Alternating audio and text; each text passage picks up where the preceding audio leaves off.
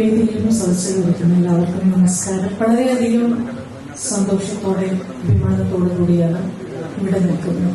10 കൊല്ലം മുമ്പ് പുഷ്പ എന്റെ ഒരു സുഹൃത്താണ്. ഇങ്ങനെ കോട്ടയത്ത് DC അവിടെ പോയപ്പോ പുഷ്പയുടെ വീട്ടിൽ പോയപ്പോ പുഷ്പ പെട്ടെന്ന് ഇങ്ങനെ ഒരു ലോഗോ പ്രകാശനം എന്നൊക്കെ പറഞ്ഞപ്പോ ഞാൻ വിചാരിച്ചു കുറച്ച് സ്ത്രീകൾ ചേർന്ന് കുറച്ച് എഴുതുന്ന സ്ത്രീകൾ ചേർന്ന് ഒരു ചെറിയ പരിപാടി എന്ന് ഞാൻ വിചാരിച്ചു. പക്ഷെ അതിന്ന് ഇത്രത്തോളം വളർന്നിരിക്കുന്നു. അവരെല്ലാവരും ഇപ്പോഴും എഴുതിക്കൊണ്ടിരിക്കുന്നു. പലപ്പോഴും പല എഴുത്തുകാരുടെയും ഈ സ്ത്രീകൾ പ്രത്യേകിച്ച് അത് പബ്ലിഷ് ചെയ്യാനോ അല്ലെങ്കിൽ അവരെ അംഗീകരിക്കാനോ പലപ്പോഴും പലരും മുൻവരാറില്ല. അങ്ങനെയുള്ളവർക്കൊരു ആശ്വാസമായിട്ട് ഒരു കൂട്ടം സ്ത്രീകൾ അവരുടെ ഒരു സംരംഭമാണ് ഈ അക്ഷരസ്ത്രീ. അതിന് ഒരുപാട് സന്തോഷമുണ്ട്. കാരണം എപ്പോഴും നമ്മൾ കാണുന്ന പോലെ തന്നെ സ്ത്രീകളെ അംഗീകരിക്കാൻ മടിക്കുന്ന ഈ ലോകത്ത് എനിക്കറിയാവുന്ന വളരെയധികം പ്രശസ്തരായ സിനിമയിൽ തന്നെ വളരെയധികം പ്രശസ്തരായ പലരും അവരുടെ സ്ത്രീകളെ വീടിനുള്ളിൽ തളച്ചിടാൻ തന്നെ മാത്രമേ അവർ ശ്രമിക്കാറുള്ളൂ. അത് എഴുത്താകട്ടെ പാട്ടാകട്ടെ. നമുക്കൊക്കെ അറിയാവുന്ന വലിയൊരു ഗായിക വിവാഹം കഴിഞ്ഞതോടുകൂടി പാടരുത് എന്ന് പറഞ്ഞതോടുകൂടി അവർ പാട്ട് പാടാതെയായി. പലപ്പോഴും അവർ പാടുന്നില്ല. നന്നായി എഴുതാൻ കഴിവുള്ള ഒരു സ്ത്രീയെ വിവാഹം കഴിച്ചപ്പോ ആ വലിയ മഹാനായി നമ്മളെല്ലാം കാണുന്ന മനുഷ്യൻ ഇനി പേന കൈകൊണ്ട് തൊടരുത് എന്ന് പറഞ്ഞതിന് ശേഷം ആ ഭാര്യ പിന്നെ പേന കൈകൊണ്ട് തൊട്ടിട്ടില്ല, അവർ എഴുതിയിട്ടില്ല. എഴുതിയ പിന്നെ അവരുടെ ജീവിതം തകർന്നു. എന്നോട് തന്നെ വ്യക്തിപരമായി വിളിച്ചു പറഞ്ഞ ഒരു ആളാണ്, എന്റെ ഭാര്യ നൃത്തം ചെയ്യാൻ പാടില്ല, നൃത്തം ചെയ്യുകയാണെങ്കിൽ എനിക്ക് അവരോടൊപ്പം ജീവിക്കാൻ പറ്റില്ല എന്ന് പറഞ്ഞ് ഒരു പുരുഷനുമുണ്ട്. പക്ഷെ പോയി പണി നോക്ക് എന്ന് പറഞ്ഞ് പുറത്തേക്ക് വന്ന് എന്ന് എല്ലാവരും ആദരിക്കുന്ന ഒരു സ്ത്രീയായി അവർ മാറിക്കഴിഞ്ഞു. ഇങ്ങനെ സ്ത്രീയുടെ ഉള്ളിൽ നേരത്തെ ജോർജ് ഓണക്കൂർ സാർ പറഞ്ഞതുപോലെ സ്ത്രീയുടെ ഉള്ളിലെ ശക്തിയോ അല്ലെങ്കിൽ കഴിവോ ഒന്നും മനസ്സിലാക്കാതെയോ അല്ലെങ്കിൽ മനസ്സിലാക്കാതെയല്ല അത് അംഗീകരിച്ചാൽ തന്നെക്കാൾ വളർന്നു പോകുമോ എന്നൊരു ഭയം പലപ്പോഴും പല പുരുഷന്മാർക്കും ഉള്ളതായി ഞാൻ മനസ്സിലാക്കിയിട്ടുണ്ട്. അങ്ങനെയൊക്കെ ഉള്ളൊരു കാലത്താണ് ഇവിടെ ഇപ്പൊ ഏറ്റവും അധികം സ്ത്രീകൾ തന്നെയാണ് ഉള്ളത്. സ്ത്രീകളാണ് ഈ വേദിയിൽ ഏറ്റവും കൂടുതൽ ഉള്ളത്. ഇവിടെ നമ്മൾ പ്രകാശനം ചെയ്ത പുസ്തകങ്ങളെല്ലാം സ്ത്രീകൾ എഴുതിയ പുസ്തകമാണ്. അതൊരു വളരെ സന്തോഷം. നമുക്ക് ഓരോരുത്തർക്കും ഒരു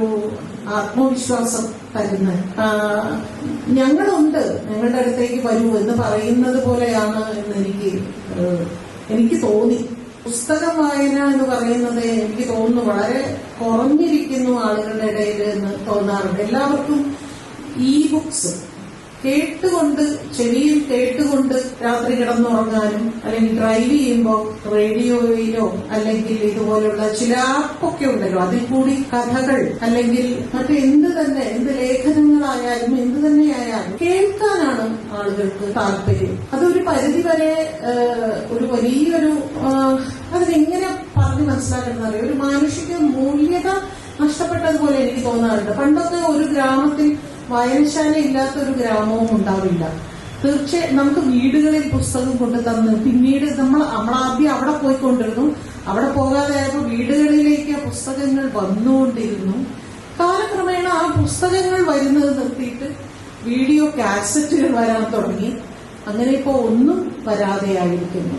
ഇന്ന് അങ്ങനെയുള്ള ഗ്രാമങ്ങളിലെ ലൈബ്രറികൾ ഉണ്ടോ എന്നുള്ളതൊരു വലിയ സംശയമാണ്.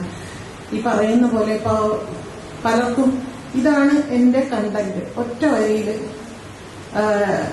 AI അങ്ങോട്ട് കൊടുത്തു കഴിഞ്ഞാൽ അപ്പൊ തന്നെ ഒരു കഥയുണ്ടാക്കി ഇങ്ങോട്ട് തരുന്നു. അത് എന്റെ കഥ എന്ന് പറയുന്നു. പാട്ടും അങ്ങനെ തന്നെയാണ്. ഞാനിപ്പോ OTT പ്ലാറ്റ്ഫോമില് ഒരു മഹാഭാരതത്തിനെ കുറിച്ചൊരു വീഡിയോ കണ്ടുകൊണ്ടിരുന്നപ്പോ മുഴുവനും AI ആണ്. നമുക്ക് കണ്ടാൽ തോന്നും ആളുകൾ അഭിനയിക്കുകയാണെന്ന്. പക്ഷെ ആളുകൾ അഭിനയിക്കുകയല്ല. അത് യഥാർത്ഥത്തിൽ ആ ലിപ് മൂവ്മെന്റ് കാണുമ്പോഴും അവരുടെ മൊത്തത്തിലുള്ള ഘടനയൊക്കെ കാണുമ്പോൾ നമുക്കറിയാം ഇത് ഒരാൾ സൃഷ്ടിച്ചിരിക്കുന്നതാണ്. അതല്ലാതെ ഇത് മനുഷ്യരല്ല അല്ലെങ്കിൽ നടന്മാരല്ല എന്ന് നമുക്ക് വ്യക്തമായി മനസ്സിലാവുന്ന രീതിയിലേക്ക് സാങ്കേതികം വളർന്നു എന്ന് പറയുമ്പോൾ നമുക്ക് നമ്മുടെ ഉള്ളിലുള്ള ആ ഒരു എന്തിന്റെ എഴുത്താണെങ്കിലും അഭിനയമാണെങ്കിലും പാട്ടാണെങ്കിലും എന്താണെങ്കിലും ആ ഒരു രചന ഇല്ലാതെയാകുന്നു, നമുക്ക് ചിന്തിക്കാനുള്ള ഒരു അവസരമില്ലാതെയാകുന്നു, അല്ലെങ്കിൽ ചിന്തിക്കാൻ നമുക്ക് താല്പര്യമില്ലാതെയാകുന്നു എന്ന് എനിക്ക് തോന്നുന്നുണ്ട്.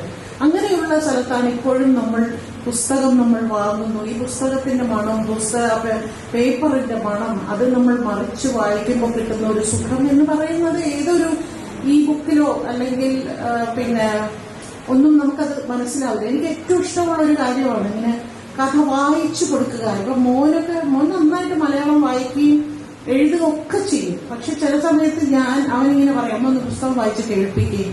അപ്പൊ ഞാൻ വായിച്ചു കേൾപ്പിക്കുമ്പോൾ അവൻ പറയും, ഒരു ബുക്ക് വായിക്കുമ്പോ പോലും അമ്മ സിനിമ ഡയലോഗ് പോലെ മോഡുലേഷനിലാണോ അത് വായിക്കുന്നത് എന്ന് ചോദിക്കാറുണ്ട്. എനിക്ക് അങ്ങനെ വായിക്കാൻ പറ്റുള്ളൂ. ഞാനതിൽ കഥാപാത്രങ്ങൾ സംസാരിക്കുന്നതൊക്കെ ഒരു മോഡുലേഷനിൽ കൂടിയായിരിക്കും ഞാനത് വായിക്കുന്നത്. എനിക്കത് ഭയങ്കര സന്തോഷമുള്ളൊരു കാര്യമാണ്. അതുകൊണ്ട് തന്നെ എന്നെ സംബന്ധിച്ച് എനിക്ക് ഈ ഫിക്ഷൻ എഴുതാൻ എനിക്ക് ഭയങ്കര ബുദ്ധിമുട്ടാണ്. കാരണം ഞാൻ ഫിക്ഷൻ എഴുതി കഴിഞ്ഞാൽ അതിൽ മുഴുവൻ ഞാൻ തന്നെ ഉണ്ടാവുള്ളൂ. വേറൊരു കഥാപാത്രത്തിനെ കൊണ്ടുവരാൻ എനിക്ക് വലിയ ബുദ്ധിമുട്ടാണ് അത്. പിന്നെ ഇപ്പൊ ഈ സംസാരിക്കുന്ന ഭാഷയിൽ മാത്രമേ എനിക്ക് എഴുതാനും പറ്റുള്ളൂ. അപ്പൊ ഞാൻ വിചാരിക്കും, ഇതല്ലല്ലോ സാഹിത്യം. എന്റെ ഭാഷയോ അല്ലെങ്കിൽ എന്റെ ഭാഷയോ എന്റെ ചിന്തകളോ അങ്ങനെ വലിയൊരു സാഹിത്യമായിട്ട് എനിക്ക് തോന്നാത്തത് കൊണ്ട് തന്നെ സ്വരഭേദങ്ങൾ എന്നൊരു പുസ്തകം കഴിഞ്ഞപ്പോ പിന്നെ ഞാനതവിടെ നിർത്തിവെച്ചു. പിന്നെ കുറെ സാധനം എഴുതിയിട്ടുണ്ട്. പക്ഷെ ആ എഴുതിയതൊക്കെ ഞാൻ വീടിന്റെ ഉള്ളിൽ കെട്ടിപ്പൂട്ടി ഇങ്ങനെ വെച്ചിരിക്കുക. അത് പുറത്ത് വിടാനുള്ള ഒരു ധൈര്യം എന്റെ ഉള്ളിൽ, ഇത് അവസാനം പരിഹസിക്കപ്പെടുമോ എന്നൊക്കെ എന്റെ ഉള്ളിൽ ഒരുപാട് ചിന്തകളുള്ളതുകൊണ്ട് അതെല്ലാം ഞാൻ വെറുതെ പൂട്ടി വെച്ചിരിക്കുക.